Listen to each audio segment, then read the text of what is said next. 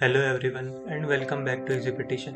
My name is Daman and in this video I'll guide you through the process of preparing Form I-765 Application for Employment Authorization Paroled as a Refugee Category A4 using eazyPetition.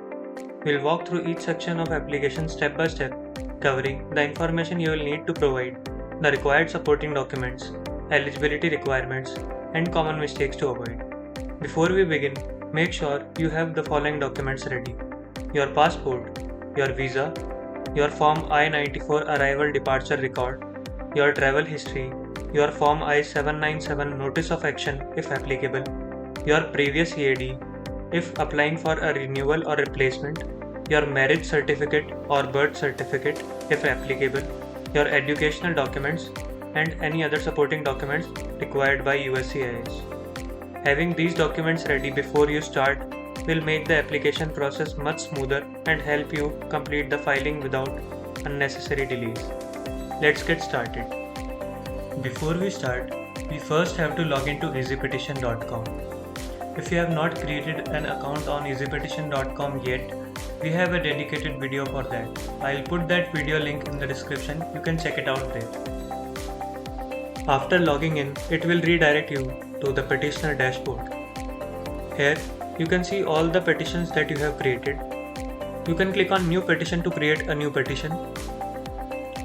It will show you Select a Form page. Here you will see all the USCIS forms are listed here. You can select Form I-765 by clicking on Select this form button. And here you will see some preconditions that you need to complete before filing Form I-765. These are: I am currently physically present in United States. Check this and click on Continue. This will create a new I-765 petition for you. On the top, you will see Official Form I-765 link, Official Form Instructions link, Demo Video link, Support, OMB number, Expiry date, Edition, and Filing fees. You can click on Official Form I-765 to see USCIS Form I-765. And here you will see OMB number, expiry date, and edition. This is same as our eazyPetition platform. Below that, as you can see, there is a stepper which shows all the steps that you need to complete before filing Form I-765. Our first step is Part 1, Reason for Applying. Here you have to specify your application reason. You can click on Select an option and choose either between Initial Permission to Accept Employment, Replacement of Lost, Stolen, or Damaged EAD, or Renewal of my Permission to Accept Employment. If you have selected any one of these, for example, Replacement of Lost, Stolen, or Damaged EAD, or Renewal of my Permission to Accept Employment, you have to upload your previous EAD here. This will extract a number, eligibility category, and expiry date. But in case of Initial Permission to Accept Employment, you don't need to enter your previous EAD. Then in the next step, which is Part 2, Information about you, you will see my passport is already here through my past petitions. If you have already filed past petitions through eazyPetition, this will clone your documents and clone the necessary data. This is the advantage of using eazyPetition, that you don't need to enter your documents and repeated data again and again. Here you can see my name is already here, and if you have any other names used, you can click on Yes and enter your other names here. Similarly, my driving license is already here and my mailing address is already here. If you have same physical address and mailing address, then click on Yes and you don't need to enter your physical address. But if you have different physical address, then click on No and enter your physical address here. Similarly, my I-797 is already here and my other information is already here. Then it will ask you your marital status. For example, I am selecting single here. But if you are married, then you have to upload your marriage certificate here. Then it will ask you, have you previously filed Form I-765? Respond accordingly, and then it will ask you, do you have an SSN?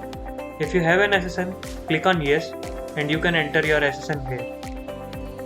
Then in country or countries of citizenship or nationality section, your first country will be pre-populated through your passport and you can enter your second country here. For example, I am selecting India here. Then in birth information, as you can see, my birth certificate is already here and all the details it extracted are already here. Then you will see my I-94 is already here. You can download your I-94 from this link given here. This will redirect you to USCIS I-94 website. Similarly, you can upload your travel history here. These will fill this section. Complete this section and then it will ask you information about your eligibility category. You can click on select an option and you will see paroled as a refugee. The category is A4. Select this and click on next. Part 3 is applicant statement and contact information. Read all these statements carefully and respond accordingly. If you have used any interpreter, you can click on yes here and specify the language used. This will enable the part 4 which is interpreter's contact information, certification and signature. But if you have selected no, then you don't need to fill your part 4. Similarly, if you have used any preparer, then click on yes and you can enter your preparer's information in part 5. Then fill the applicant's contact information and then proceed. You can fill your preparer's information here. Then click on next and here you have to upload your US visa.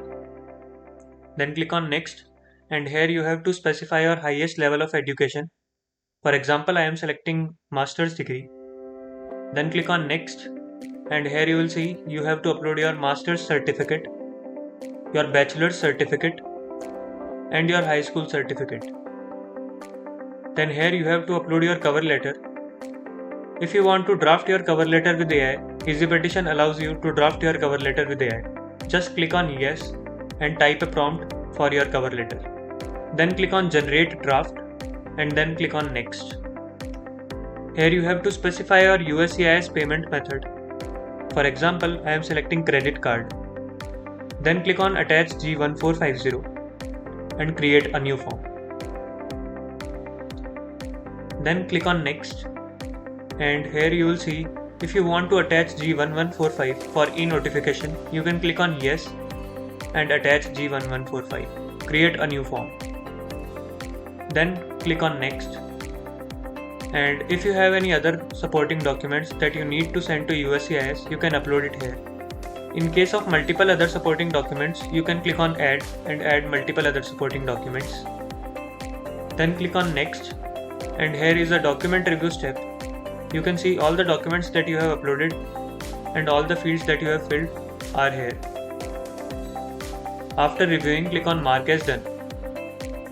And here you will see if you see any error or spelling mistake, you can click on edit icon and edit those fields and then approve them.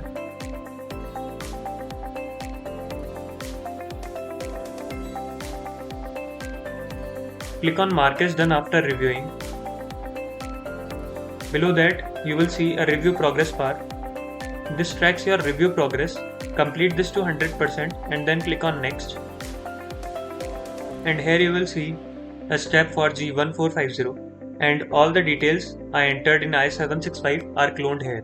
This is the advantage of using eazyPetition, that you don't need to enter your repeated details again and again. You just have to enter your credit card information and then click on next. Review your details for G1450 and click on mark as done, then click on next. Similarly, my G1145 information is already here. Then click on next and review this information, click on mark as done and then click on next. This will show you an attorney review available pop-up. If you want an attorney to review your petition, then click on yes, and if you don't want an attorney to review your petition, then click on no. Then it will ask you ship your petition. If you want us to generate your shipping label, then click on yes, and if you don't want us to generate your shipping label, then click on no. Then this will show you a document ordering step. You can reorder documents through here by dragging them up or down. For example, I am dragging up my passport. Then click on Save Order button and proceed to next. Here you can review your petition, and if you want to see full petition, you have to proceed to payment. After completing payment, this will show you a payment successful screen. Click on Download Petition to download your petition. Here, as you can see, this is USCIS G1145 form. There is a cover page for G1450. This is form G1450. There is a cover page for form I-765. And this is USCIS form I-765. Here you can see the eligibility categories A4. After reading this certification in part 3, you can sign your application here. And your interpreter can sign here. And your preparer can sign here.